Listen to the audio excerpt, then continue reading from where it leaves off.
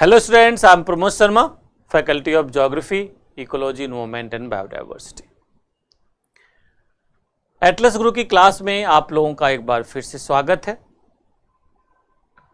बच्चों, जैसा कि आप लोग जानते हैं, इस समय इन्वायरमेंट से रिलेटेड बहुत सारे प्रश्न प्रायः पेपर में पूछे जाते हैं, है ना।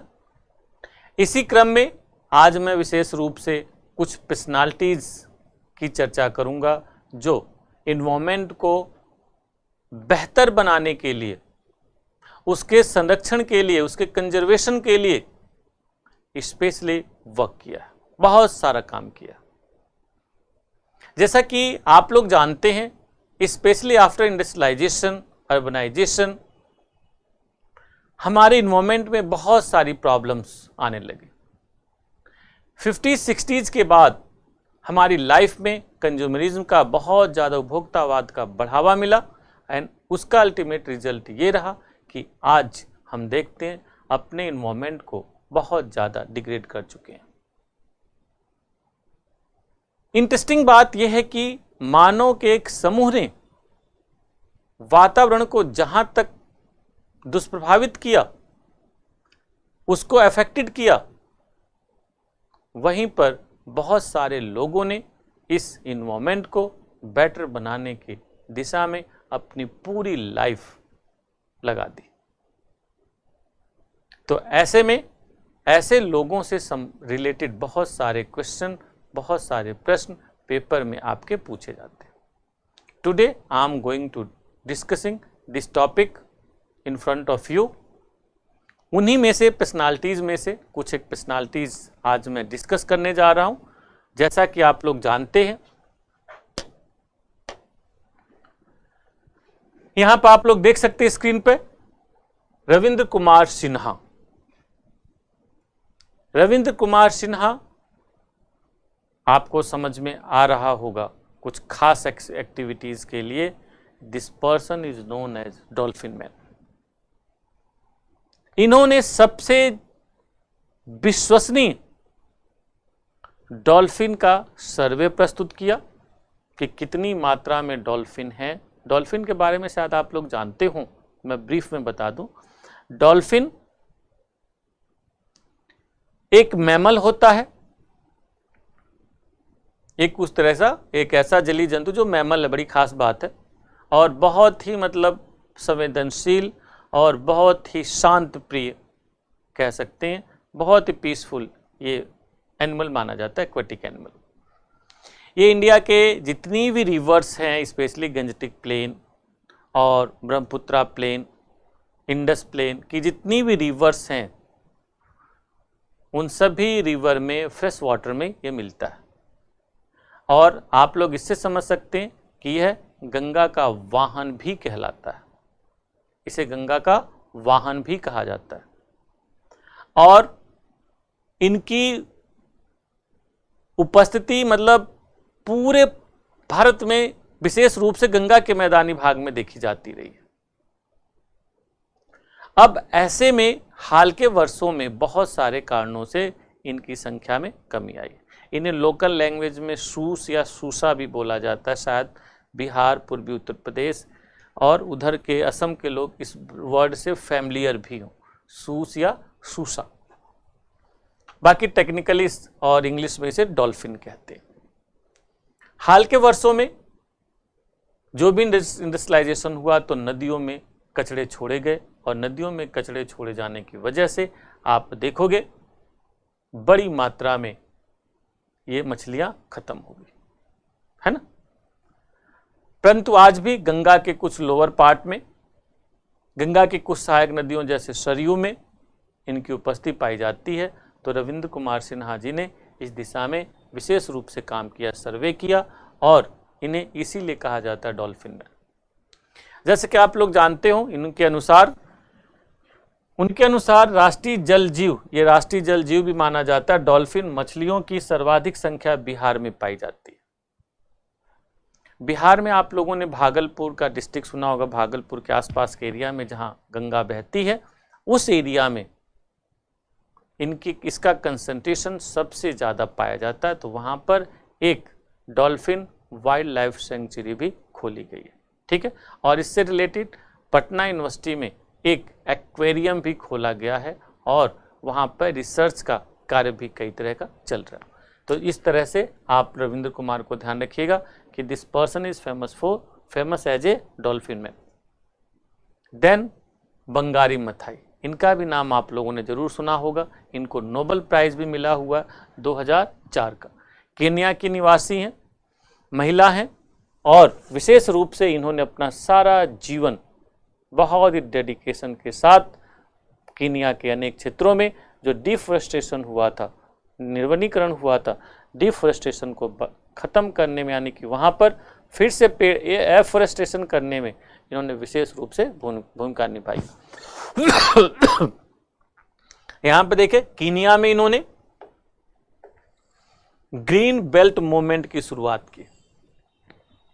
ये फिल्म्स में कई बार पूछ दिया जाता है ग्रीन बेल्ट किन्होंने शुरू किया, तो बंगारी मथाई ने। कहां पर? कीनिया में। और इसीलिए इन्हें नोबेल प्राइज और धाणी विकास के लिए, यानी कि पूरे एरिया में इस बात को फैलाया कि भाई कैसे सस्टेनेबिलिटी बनी रह सकती है, इसलिए ये बड़ी ही महत्वपूर्ण मानी जाती है। Then after doctor Ramdev Mishra, ये बहुत बड़े एकेडमिशियन रहे हैं। आप सोच सकते हो 1937 में ही इन्होंने पीएचडी की और इंडिया में इकोलॉजी जैसे शब्द को एकेडमिक लेवल पर पहुंचाने में इनका बहुत बड़ा योगदान है। भारत में पारिस्थितिकी के जनक कहे जाते हैं, यानी कि भारत में यूनिवर्सिटीज में इकोलॉजी के अध्ययन को इन्होंने ही सुव्यवस्थित रूप से कई यूनिवर्सिटीज में शुरू कराया। 1956 में international society for tropical ecology की स्थापना की, जिससे इंडिया में इकोलॉजी का अध्ययन शुरू हुआ कि कैसे अपने पर्यावरण पारिस्थितिकी में हम रिएक्ट करते हैं, क्या क्या करते हैं, क्या हो रहा है विशेष रूप से, ये सब बातें। देन ये हैं आपके अल गोर, सुना होगा आप लोगों ने अल गोर। ये यूएस के वाइस प्रेसिडेंट भी रहे हैं, है ना। और खास बात है इन्हें भी 2007 का नोबेल प्राइज भी मिला हुआ है।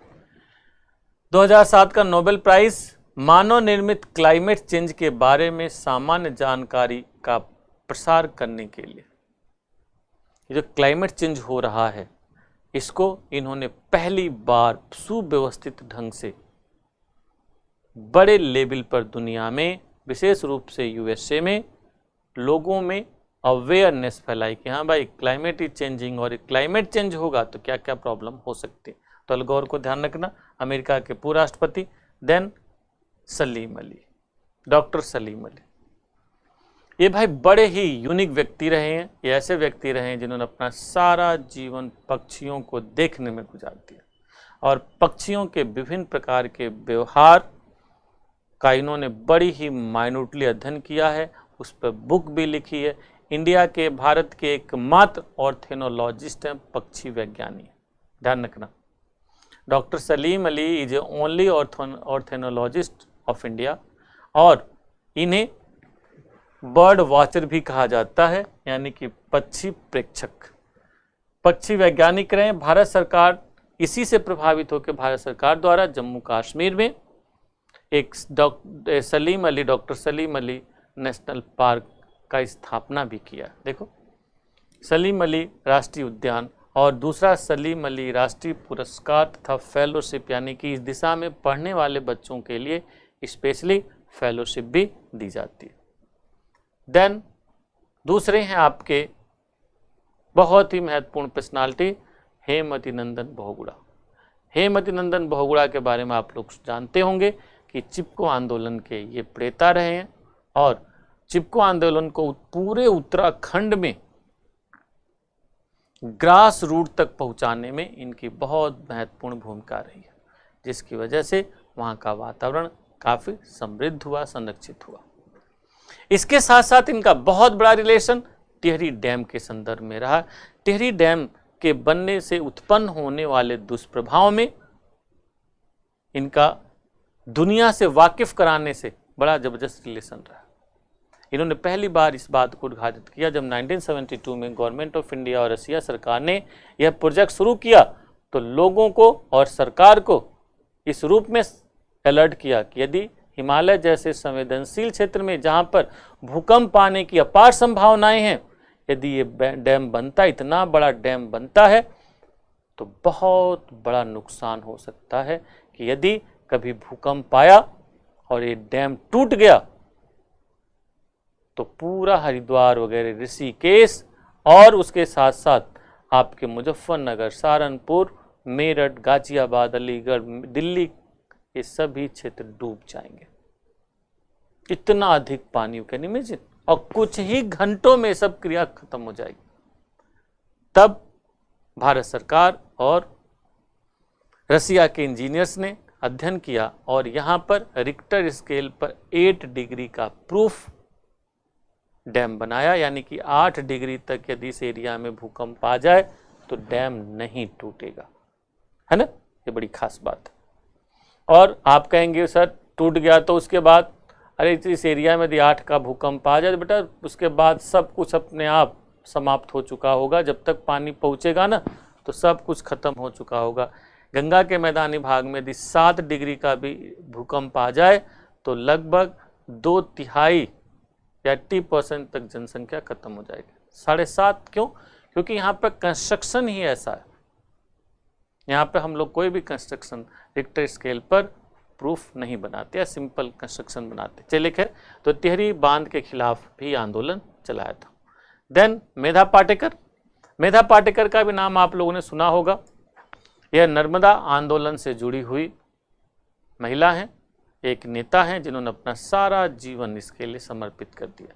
जैसा कि आप लोग जानते हैं, नर्मदा नदी पर जब सरदार सरोवर परियोजना बननी शुरू हुई और बहुत सारे छोटे छोटे बड़े अन्य प्रोजेक्ट इस पर बनने शुरू हुए, तो इन्होंने पहली बार इस बात को उद्घाटित किया कि यह यदि नदी रोक दी गई, इसी तरह से इतने सारे डैम बना दिए गए तो नदी मर जाएगी, और यदि ये नदी मर गई तो इस पूरे एरिया का सिविलाइजेशन भी खत्म हो जाएगा। तो इस तरह से यह एक महत्वपूर्ण महिला मानी जाती हैं जिन्होंने नर्मदा आंदोलन चलाया। तो याद रहेगा, तो ये कुछ इंपॉर्टेंट पर्सनालिटीज़ हैं, इन सभी को आप लोग ध्यान रखना। फिर अगले क्लास में मैं कुछ और पर्सनालिटी की भी चर्चा करूँगा। ठीक है, बाय, थैंक यू।